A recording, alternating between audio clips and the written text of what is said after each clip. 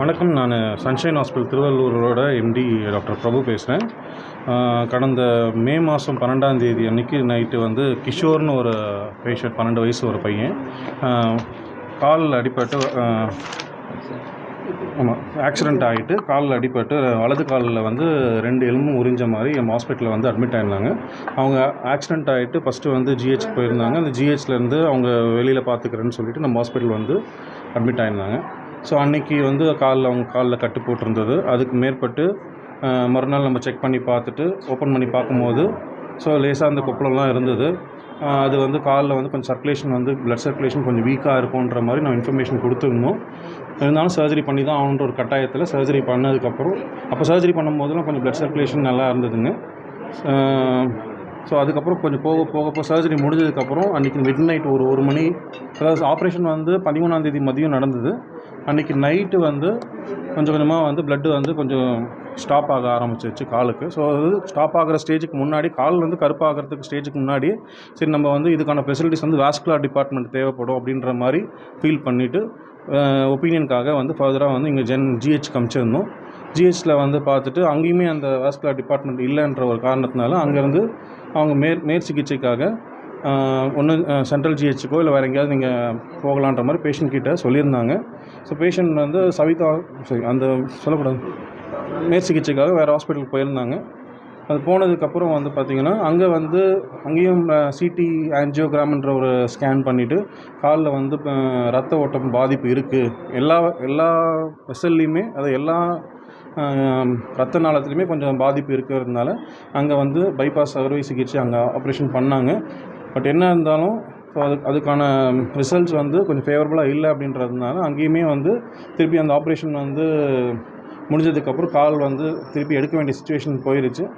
அந்த சுச்சுவேஷனுக்கு அப்புறம் வந்து அந்த கால் எடுத்ததுக்கப்புறம் பேஷண்ட் வந்து ஒரு 10 நாளுக்கு அங்கே அட்மிஷன்லேருந்து அப்புறம் டிஸ்சார்ஜ் ஆகியிருக்காங்க. நம்ம சைடில் பண்ண வேண்டிய விஷயங்கள் வந்து நம்ம ட்ரீட்மெண்ட் மேல் சிகிச்சைக்காக இங்கேருந்து கரெக்டான டைமில் நாங்கள் ரெஃபர் பண்ணியிருந்தோம்.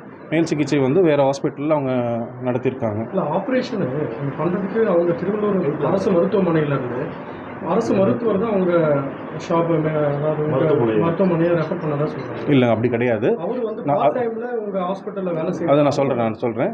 அதாவது பையன் கிஷோர் பேஷண்ட்டோடைய அப்பா வந்து, அவரோட அப்பா வந்து மிஸ்டர் நாகராஜ் அப்படின்ற ஒருத்தரோட லாரி டிரைவராக இருக்கார். அந்த நாகராஜ் அப்படின்றவர் வந்து அவங்களோட ரிலேட்டிவ் ஒருத்தருக்கு நான் ஆல்ரெடி ஆப்ரேஷன் பண்ணியிருக்கேன். அதனால் அவங்க அன்றைக்கி மிட் நைட் எனக்கே ஃபோன் பண்ணி அப்படி தான் இந்த ஹாஸ்பிட்டல் அட்மிட் ஆனாங்க. அங்கேருந்து யாரும் நமக்கு ரெஃபர் பண்ணுறது கிடையாது. அந்த ஹாஸ்பிட்டலில் ஒர்க் பண்ணுற டாக்டர் வந்து நம்மகிட்ட நைட் டியூட்டியில் பார்ட் டைமாக ஒர்க் பண்ணுறாரு. எமர்ஜென்சி இப்போ வந்து பேஷண்ட் சைடில் வந்து என்ன கேட்குறாங்கன்னா, நான் ஆல்ரெடி ஜிஹெச்சில் தான் எழுதி கொடுத்துட்டு வந்துட்டேன், இப்போ திருப்பி சிகிச்சைக்கு போனால் நாங்கள் திருப்பி சேர்த்துப்பாங்களா, ஸ்கேன்லாம் பண்ணுவாங்களா அப்படின்ற அவங்களுக்கு ஒரு தயக்கம் இருந்தது. சரி, நம்ம வந்து நம்மளுடைய ஒரு ஹெல்ப்புக்காக ஒரு மனிதாபிமானிப்பில் இங்கேருந்து ஒரு டாக்டர் வந்து கூட சேர்த்து அனுப்பிச்சு கொஞ்சம் சீக்கிரமாக ஏதாவது ஸ்கேன்லாம் பண்ண முடியுமா அப்படின்ற ஒரு நல்ல எண்ணத்தில் தான் அங்கேருந்து அனுப்பிச்சிருந்தோம். இங்கே இருக்க டாக்டர் வந்து ஒரு நைட் டியூட்டி டாக்டர் பார்ட் டைமாக ஒர்க் பண்ணுறாரு, அவ்வளோதான். அங்கேருந்து யாரும் ரெஃபர்லாம் பண்ண. பிரதான ஒரு கம்ப்ளைண்ட் என்னன்னா, அரசு மருத்துவமனையில் எக்ஸ்ரே ஸ்கேன் எடுக்கப்பட்டது, நீங்கள் மறுபடியும் எக்ஸ்ரே ஸ்கேன் எடுக்காம அப்படி அவசியம் கிடையாது. இல்லை, அப்படி அவசியமே கிடையாதுங்க சார். அதாவது இப்போ 6 மணி நேரத்துக்கு முன்னாடி எடுத்த எக்ஸ்ரேவோ 6 மணி நேரத்துக்கு அப்புறம் திருப்பி புதுசாக எடுத்தாலும் அது பெருசாக மாறப்போகுது. எலும்புக்கு சம்மந்தப்பட்ட எல்லாமே வந்து ஆல்ரெடி அவங்க எடுத்திருக்காங்க. ஃபேஸுக்கு ஸ்கேன் பண்ணியிருக்காங்க, தலைக்கு ஸ்கேன் பண்ணியிருக்காங்க, எல்லாமே நார்மல் அப்படிங்கிற டாக்குமெண்ட் எல்லாமே நம்மக்கிட்ட இருக்குது. இது வரைக்கும் ஆப்ரேஷன் பண்ணுறதுக்கு முன்னாடி அதாவது நரம்பு பிரச்சனைகள் வரலாம், ரத்த ஓட்ட பாதிப்பு வரலான்னு சொல்லிட்டு ப்ராப்பராக வந்து எல்லா எக்ஸ்ப்ளனேஷன் கொடுத்து தான் ஆப்ரேஷனுக்கு எடுக்கிறோம். எல்லா ஆப்ரேஷன்லையுமே ரிஸ்க் இருக்குது. அந்த ஆப்ரேஷன் தேவையான எல்லாமே நம்ம எக்ஸ்பிளைன் பண்ணிவிட்டு அவங்க அம்மா அப்பா கிட்ட கையெழுத்து வாங்கிட்டு தான் நம்ம ஆப்ரேஷன் பண்ணுறோம். சர்ஜரி முடிஞ்சதுக்கப்புறமும் நம்ம வந்து ஃபாலோ பண்ணாமல் கிடையாது. அது எவ்ரி ½ அன் ஹவர் ஒன்ஸ் வந்து நம்ம வந்து அவங்களோட காலில் பல்ஸ் பார்த்துட்டே தான் இருந்தோம். கூட அவங்க அட்டெண்டர்ஸ் எல்லாமே தான் இருக்காங்க.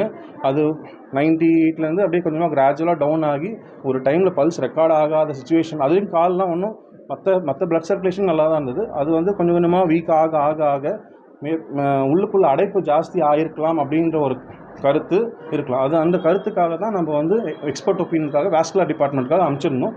அது வந்து சென்னையில் இங்கேருந்து டேரெக்டாக பண்ணால் சென்னை ஜிஹெச்சுக்கு தான் அனுப்புகிற மாதிரி இருக்கும். பட் அந்த மாதிரி நம்ம பண்ண முடியாது.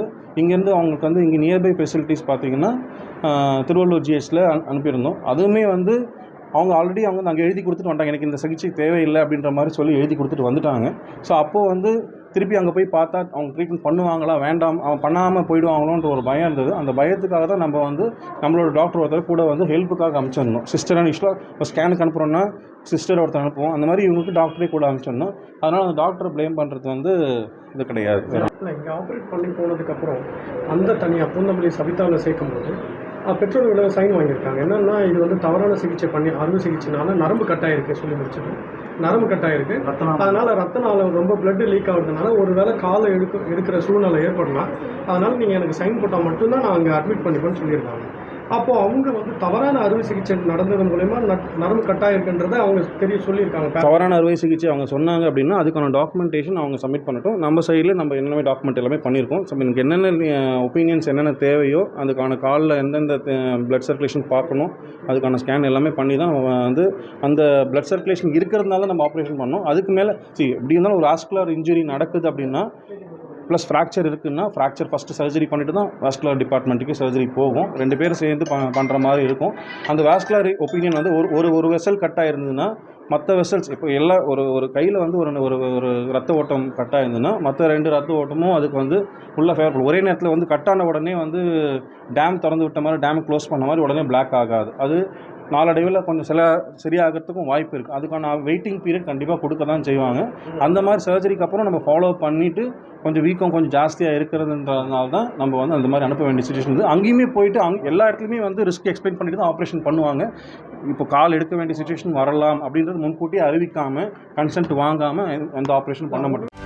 செய்திகளை உடனுக்குடனும் துல்லியமாகவும் தெரிந்து கொள்ள சப்ஸ்கிரைப் பண்ணுங்க.